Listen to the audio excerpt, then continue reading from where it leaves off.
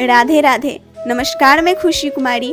आज हम भगवत गीता में कुछ ज्ञान की बातें जानेंगे, तो चलिए शुरू करते हैं। इस श्लोक में धृतराष्ट्र के पुत्र दुर्योधन अपनी सेना का वर्णन करते हुए गुरु द्रोणाचार्य को सूचित करता है। वह कहता है कि उनकी सेना में भी अनेक शक्तिशाली योद्धा मौजूद हैं, जो युद्ध में भीम और अर्जुन की तरह पराक्रमी है।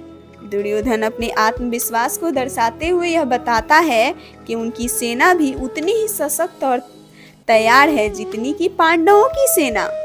महेशवासा, इसका अर्थ है महान धनुर्धारी। यह विशेषण उन योद्धाओं के लिए प्रयोग किया जा रहा है जो धनुष बाण चलाने में अत्यधिक निपुण है। भीम अर्जुन समा युधि, इसका अर्थ है युद्ध में भीम और अर्जुन के समान। यह योद्धाओं की वीरता और युद्ध कौशल की तुलना पांडवों के प्रमुख योद्धाओं भीम और अर्जुन से की जा रही है, जो अपनी अपार शक्ति और युद्ध कौशल के लिए प्रसिद्ध थे। युयुधान सात्यायकी, श्री कृष्ण का प्रिय अनुयायी और यादव कुल का प्रमुख योद्धा, वह अपनी वीरता और युद्ध कौशल के लिए विख्यात था। विराटः, मत्स्य देश के राजा और पांडवों के अज्ञातवास के समय उनके रक्षक विराट भी एक महत्वपूर्ण महारथी थे। द्रुपद, पंचाल के राजा और द्रौपदी के पिता, वह भी एक शक्तिशाली योद्धा और द्रोणाचार्य के पूर्व मित्र थे। दुर्योधन इस श्लोक में अपने योद्धाओं की वीरता को दर्शाने का प्रयास कर रहे हैं, ताकि वे अपने गुरु द्रोणाचार्य को आश्वस्त कर सकें कि उनकी सेना युद्ध के लिए पूरी तरह तैयार है। इस श्लोक से यह भी स्पष्ट होता है कि दुर्योधन ने अपने योद्धाओं की क्षमता को पहचाना और उन्हें प्रेरित करने का प्रयास किया।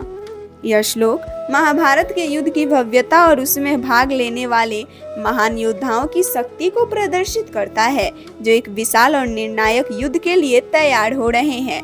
इस श्लोक में संजय धृतराष्ट्र को महाभारत के युद्ध के मैदान का दृश्य दिखा रहे हैं, जिसमें वे विभिन्न योद्धाओं का वर्णन कर रहे हैं जो पांडवों की ओर से लड़ने के लिए एकत्रित हुए हैं। धृष्टकेतु, यह चेदी देश के राजा थे और एक वीर योद्धा थे। वे पांडवों के पक्ष में युद्ध कर रहे थे।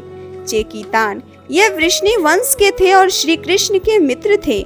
चेकितान एक महान योद्धा थे और पांडवों की सेना के प्रमुख सेना नायकों में से एक थे। काशीराज, काशी के राजा जो अपने शौर्य और वीरता के लिए प्रसिद्ध थे, वे पांडवों के समर्थन में खड़े थे। पुरुजित और कुंती भोज, ये दोनों पांडवों की माता कुंती के भाई थे, इसीलिए वे पांडवों के मामा थे। उन्होंने अपने भांजों का समर्थन करने का निश्चय किया था। सैव्य, ये एक प्रतिष्ठित और आदरणीय राजा थे जो अपनी नीतियों और धार्मिकता के लिए प्रसिद्ध थे। वे भी पांडवों की सेना में शामिल थे।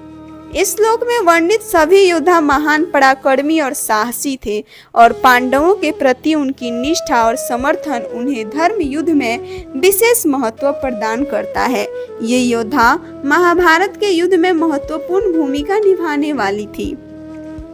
इस श्लोक में धृतराष्ट्र द्वारा अपने सेनापति संजय से पांडवों की सेना का विवरण देते हुए कहा गया है। वह बताता है कि पांडवों की सेना में प्रमुख योद्धाओं में युद्धामन्यु, उत्तमौजा, अभिमन्यु जो सुभद्रा के पुत्र हैं और द्रौपदी के पुत्र भी शामिल हैं। ये सभी महारथी महान योद्धा हैं जो युद्ध कौशल और वीरता में अत्यंत निपुण हैं। यहाँ विशेष रूप से महारथा शब्द का प्रयोग किया गया है, जिसका अर्थ है कि ये योद्धा न केवल शारीरिक शक्ति में प्रबल हैं, बल्कि युद्ध की रणनीति और कला में भी निपुण हैं। यह इस बात की ओर संकेत करता है कि पांडवों की सेना केवल संख्या में ही नहीं, बल्कि गुणवत्ता में भी अत्यंत मजबूत है। यह उल्लेख इसीलिए महत्वपूर्ण है कि इससे धृतराष्ट्र को यह अंदेशा हो जाता है कि कौरवों के लिए यह युद्ध आसान नहीं होगा, क्योंकि पांडवों के पास भी योद्धा और महारथी हैं। इस एपिसोड में बस इतना ही। इससे आगे हम अगले एपिसोड में जानेंगे। तब तक आप लोग मेरे चैनल को लाइक, सब्सक्राइब, कमेंट अवश्य करें और कमेंट में राधे राधे अवश्य लिखें। राधे राधे।